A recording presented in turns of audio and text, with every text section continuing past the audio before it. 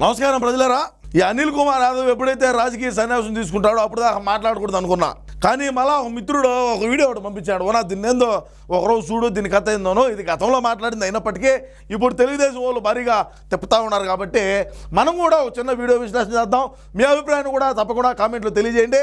మనం అన్నను 30 సంవత్సరాలు పెట్టుకుందాం అనుకుంటే ఇట్లాంటి డకాయిట్లే అన్నం నాశనం చేశారని మరొకసారి తెలియజేసుకుంటూ ఇక వీడియోలోకి వెళ్దాం. నేనైతే కానీ పేరు నాన్న కానీ వీళ్ళందరూ ఎవరైతే ఈరోజు రాస్తున్నారు, బూతులు మంత్రులు తీసేశారు, ఫియర్స్ మళ్ళీ చెప్తున్నా తగ్గేదేలే. తగ్గొద్దురా, నువ్వు తగ్గాకో, నువ్వు తగ్గొద్దు. అన్నను మింగబెట్టు. ఇటాటి అవులే మాటలు, ఇటాటి లంగా మాటలు మాట్లాడి కళ్ళు మిందు తెలియకుండా నీకు గుద్ద బలుపుతో. అదేవిధంగా రాజకీయం ఎప్పుడు మనం శాశ్వతం కాదు, మనం ఎప్పుడో అధికారంలో మనమే ఉండవు. ఈ జగన్మోహన్ రెడ్డి అధికారంలో ఉండడు. ఇటాటి బలుపుతో మాట్లాడితే, ఇటాటి జీ బలుపుతో మాట్లాడితే ఏమైంది? ఈరోజు యాడీ వినావు? నెల్లూరు నుంచి ఎందుకు పంపించారా నిన్ను? ఆ నుంచి మళ్ళీ ఎందుకు వచ్చినావు నువ్వు? ఆ నుంచి మళ్ళీ రాజకీయ సన్యాసం తీసుకుంటా అని పెద్ద పెద్ద మాటలు మాట్లాడి మీసాలు కొట్టి తొడలు కొట్టి ఆయన చించుదాం పొడుస్తా ఉన్నావు. ఎట్టపోయింది? ఎందుకు రాజకీయ సన్యాసం తీసుకోవాలా? మాట మీద ఉండే మొగోడు అయితే తీసుకో. రాజకీయ సన్యాసం తీసుకొని పోయి బెట్టింగ్లు వేసుకొని బతకరా? ఇట్లా టౌలే మాట్లాడి ఈరోజు న్యూట్రల్గా ఉండే పీపుల్ కూడా ఇట్లా రోలుగా మనం ఓటేసింది అనే నీచ స్థాయికి దిగజారిపోయినావు అనిల్ కుమార్ యాదవ్. నువ్వంటే ఒకప్పుడు నాకు మన పార్టీ ఓడే కదా, మనోడే కదా అనుకునేవాడే. అంత పిల్ల పిత్రేవాళ్ళు చేయగాకో.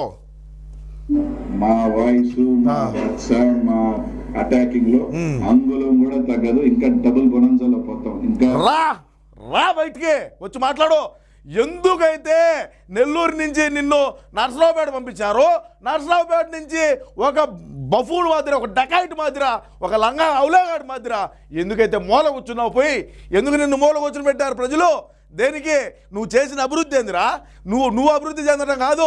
రాజకీయ నాయకుడిగా ఉండి నువ్వు వేలాది కోట్లు సంపాదించి నువ్వు ఒక పెద్ద ఇదిగా మెహర్బానీ చేసుకొని తిరిగిన పాట అది మొగతాను వండరు.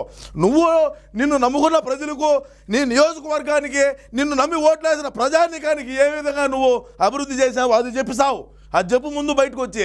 అది చెప్పేదానికి ఇంటికి వెళ్ళావు. కానీ మనమేమో పెద్ద పెద్ద నీతిమంతులు మాట్లాడి నేను అన్నను ఉన్నాం, డబల్ చేస్తాం, ట్రిపుల్ చేస్తాం. రా బయటికి రా. నువ్వు బయటికి రా. నిన్ను వదలరు. తెలుగుదేశం వాళ్ళు నిన్ను వదలరు. నువ్వు ఏమేమి అవినీతి చేసావో చట్టా మొత్తం బయటికి తీసి ప్రజాప్రతినిధులు కోర్టుకి అయితే నిన్ను ఈడ్చి నిన్ను ఆడికి అడుగుతారు. నాకు తెలుసు అది. నువ్వు మాట్లాడిన మాటలకు, నువ్వు చేసిన అవలే పనులకు, నువ్వు ఏ విధంగా రౌడీజం, ఏ విధంగా గూండాయిజం చేసావు నెల్లూరులో మాకు తెలీదా? మన పార్టీ వాళ్ళకి తెలియదు. ఎవరికే? మన పార్టీ వాళ్ళకి తెలియదేవరా?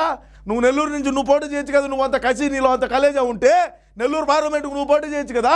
విజయసాయి రెడ్డిని వైజాగ్ నుంచి తెచ్చి నిన్నేమో నర్సరావుపేటకి వేసి ఏమిడిదిరా ఇది? ఏమి కర్మ ఇది? మేము మంత్రులుగా ఉన్నప్పుడు ఎంతో కొంత మాకు కొంత ఇది ఉంటుంది. ఇప్పుడు ఏమీ లేదు. డబుల్ ఫోర్స్ తో పోతాం. తెలుగుదేశం అయినా జనసేన ఎవరైనా కట్టాక అయినా కూడా అందరం డబుల్ ఫోర్స్ తో వెళ్తాం. మేమందరం పోయి పెరిగి కట్టలు కట్టుబో. మనం చేసేది ఇంకేం లేదు.